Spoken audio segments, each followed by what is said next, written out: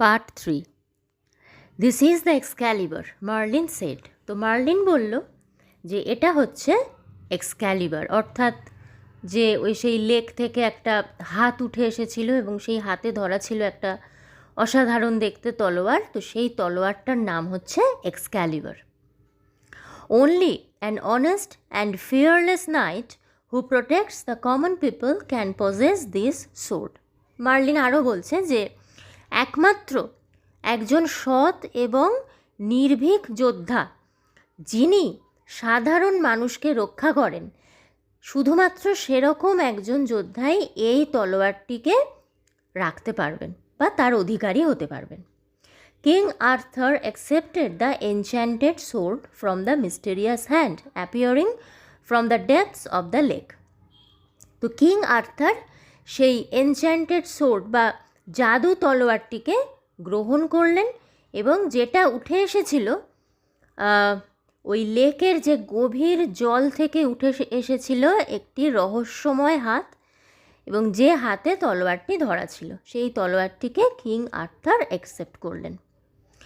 I shall never use this magic sword for any personal benefit, king Arthur declared. এবং king Arthur ঘোষণা করলেন যে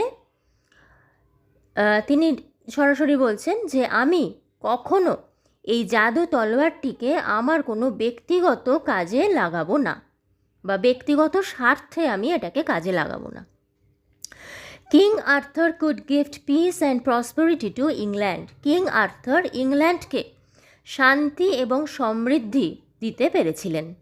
the greedy barons were unhappy with King Arthur because he was gentle and just. সেই লোভী জমিদারগুলো তারা কিন্তু king আর্থারের প্রতি খুবই আনহ্যাপি ছিল, মানে মোটেই তারা খুশি হয়নি, কারণ কিং আর্থার ছিলেন জেন্টল, নম্র, ভদ্র এবং জাস্ট মানে ন্যায়পরায়ণ। He married the beautiful Lady Guinevere, daughter of the King of Cornwall. এরপর কিং আর্থার বিবাহ করলেন সুন্দরী লেডি গিনেভেয়ারকে, এবং যিনি ছিলেন কর্নওয়ালের রাজার কন্যা। On the wedding day, Merlin took him to a richly gilded pavilion. বিবাহের দিন মার্লিন কিং আর্থারকে নিয়ে গেলেন একটি ভীষণ সুন্দরভাবে সাজানো গোছানো মণ্ডপে, painted crimson and dark blue, এবং যে মণ্ডপ গাঢ় লাল এবং নীল রং দিয়ে রং করা ছিল। দ্য ফ্লোর ওয়াজ মার্বেলড, এবং মণ্ডপের মেঝে ছিল মার্বেল পাথর দিয়ে বাঁধানো। In the middle of the room was a huge round oak table richly carved, capable of seating 50 people, এবং সেই ঘরের ঠিক মাঝখানে ছিল একটি বিশাল বড় গোল ওক কাঠের টেবিল, এবং যে টেবিলে রিচলি কার্ভড মানে অসাধারণ সমস্ত কারুকার্য করা ছিল, এবং এই টেবিলটা এতটাই বড় যে সেই টেবিলে একসাথে 50 জন মানুষ বসতে পারত। This was the famous round table around which gathered King Arthur's devoted knights. এটাই ছিল সেই বিখ্যাত গোল টেবিল যার চারপাশে কিং আর্থারের বিশ্বস্ত যোদ্ধারা একত্রিত হতেন বিভিন্ন আলোচনা করার জন্য। These knights promised that they would help the helpless, be gentle to the weak and to punish the wicked. এই যোদ্ধারা শপথ করেছিলেন যে তারা অসহায়কে সাহায্য করবেন বা অসহায়ের সহায় হবেন, যারা দুর্বল তাদের প্রতি সহৃদয় আচরণ করবেন, আর যারা দুষ্ট তাদের দমন করবেন। To keep this vows, the knights undertook countless hazardous adventures. তো তাদের এই শপথ রক্ষা করার জন্য এই যোদ্ধারা বহু অগণিত বিপজ্জনক বা ঝুঁকিপূর্ণ তারা অ্যাডভেঞ্চার করেছিলেন। The stories of their goodness and kindness spread through out the country, এবং কাদের এই যোদ্ধাদের নাইটদের এই নাইটদের গুডনেস এবং কাইন্ডনেস, অর্থাৎ তারা কতটা ভালো এবং তারা কতটা দয়ালু, সাধারণ মানুষের জন্য তারা কতটা এগিয়ে আসে, এই সমস্ত খবর সমস্ত দেশে ছড়িয়ে পড়ল। King Arthur ruled for many happy years. King Arthur অনেক বছর সুখে রাজত্ব করলেন। অ্যান্ড গ্রিউ ওল্ড উইথ টাইম, কিন্তু সময়ের কাছে সবাইকেই হার মানতে হয়, তো সময়ের সাথে সাথে তিনিও বৃদ্ধ হলেন।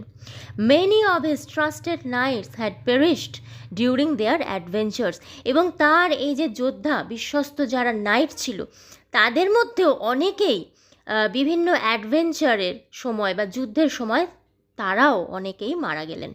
The king gave his magic sword the Excalibur to a trusted knight, তো একদিন রাজা তার সেই যে জাদু তলোয়ার এক্সক্যালিবার, ওই তলোয়ারটিকে তিনি তার এক বিশ্বস্ত নাইটকে দিলেন। নাইট মানে যোদ্ধা। At the king's command the knight threw the sword into the lake amid the plain of the sweet smelling flowers.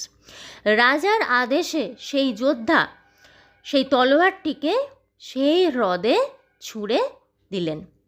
কোথায় সেই হ্রদটা ছিল? না সেই সুন্দর গন্ধওয়ালা যে ফুল ফুটে থাকতো যে ভ্যালিতে বা সমভূমিতে, সেইখানে লেক ছিল, তো সেইখানে গিয়ে নাইট ওই তলোয়ারটাকে হ্রদের জলে ফেলে দিলেন। A beautiful arm arose from the lake, সঙ্গে সঙ্গে হ্রদের জল থেকে একটা সুন্দর হাত উঠে এলো। কট দ্য সোর্ড, তলোয়ারটিকে ধরে নিল।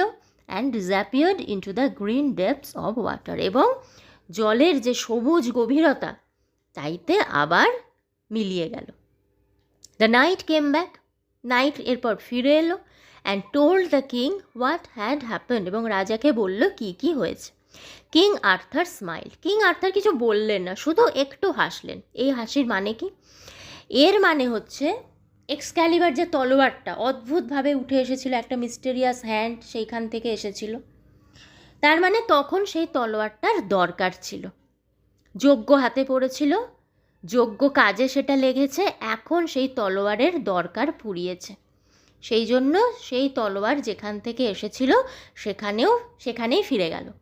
কিন্তু এর সাথে আরও একটা ব্যাপার রয়েছে, এর সাথে আরেকটা ব্যাপার হচ্ছে কি, কিং আর্থার বুঝতে পারছিলেন তলোয়ারের প্রয়োজন যেমন ফুরিয়েছে, তারও জীবনের প্রয়োজন কিন্তু ফুরিয়ে এসেছে। অর্থাৎ তিনি বুঝতে পারছিলেন এই তলোয়ারটা যখন চলে গেল, তাহলে তার জীবনের যে প্রয়োজন, তার যে কাজ, তার যে দায়িত্ব, সেগুলোও কিন্তু ফুরিয়েছে, অর্থাৎ তারও জীবন শেষের দিকে। এই সবটা ভেবে কিং আর্থার মুখে কিছু না বললেও তিনি অল্প একটু হাসলেন।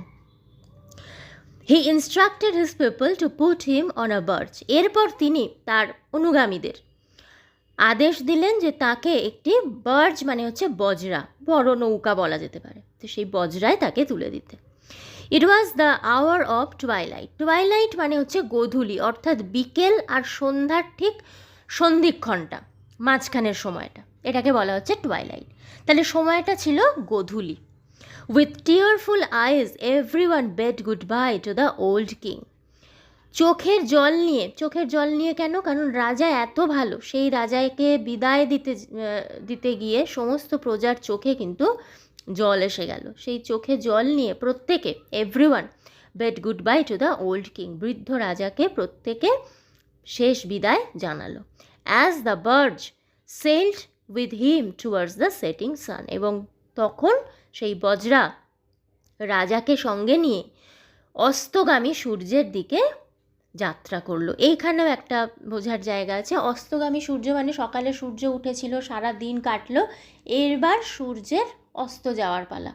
তাহলে মানুষের জীবনটা অনেকটা তাই তো, তাহলে কিং আর্থারেরও তাই, তার জন্ম হয়েছিল, সে বড় হলো, তার যা যা দায়িত্ব কর্তব্য ছিল, তার বাবাকে অনুসরণ করে সে সেই সমস্ত কিছু পালন করলো, এখন তার জীবনের যে সূর্য, সেই সূর্যের অস্ত যাওয়ার পালা, অর্থাৎ তার জীবনও কিন্তু শেষের দিকে। তো সেই কারণেই এই বজরা তাকে এই অস্তায়মান সূর্যের দিকে নিয়ে চলল, অর্থাৎ কিং আর্থার তিনিও তার নিজের জীবনের শেষ যে সময়, সেই সময়ের দিকে তিনি ধীরে ধীরে এগিয়ে চললেন। তো এই চ্যাপ্টারটা এখানেই শেষ হলো।